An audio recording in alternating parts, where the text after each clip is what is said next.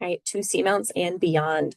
Um, Seamounts, another reason they're so cool is that we can study them in order to understand other planets, right? And perhaps be able to find life beyond our Earth. So, for example, the Loihi Seamount, this is the seamount that will become the next big Hawaiian island, because the big island of Hawaii has already moved off of the hotspot a little. It's no longer perfectly above the hotspot. And there's another seamount forming, um, that will get bigger and bigger and bigger and eventually become the next big island. And because we have this brand new seamount that's really close to an island, really close to shore, where there's already an oceanographic institute, there's already a lot of scientific resources there. It's a really easy seamount to study.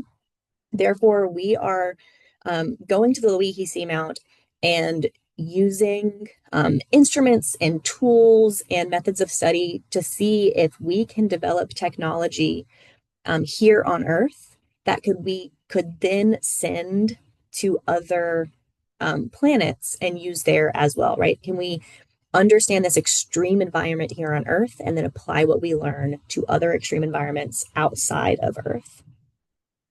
Another example of a seamount that is helping us understand extraterrestrial processes is the Hunga Tunga Hunga Ha'apai island. This is a brand new island that formed in 2014 from an active seamount. So it used to be underwater, right? But as we know, with a lot of volcanic activity, seamounts can become so large, get pushed up so high that they breach the ocean surface and become an island. So this happened for this volcano in 2014. Since then, it has persisted. We've actually had a few big eruptions from it. But because it's brand new, right, it's not vegetated, it's not developed, it still has this raw, inorganic structure to it. And it looks a lot like features that we see on the surface of Mars, right? So we can again study this environment on Earth, and what we learn from it we can then apply to what we see on Mars and try to figure out how did those features form on a different planet.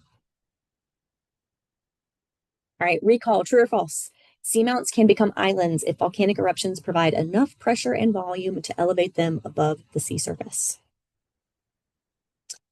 And looking forward, we are going to complete activity 4 in your homework packet together in class, so you don't have to start on that yet.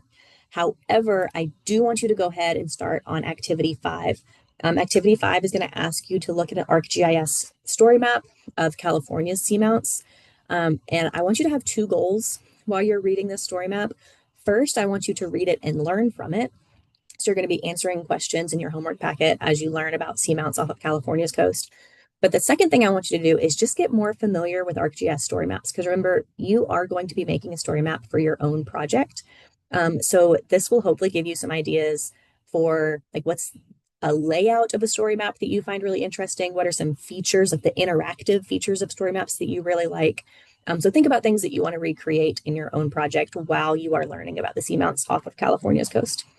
And again, please complete this activity before coming to class.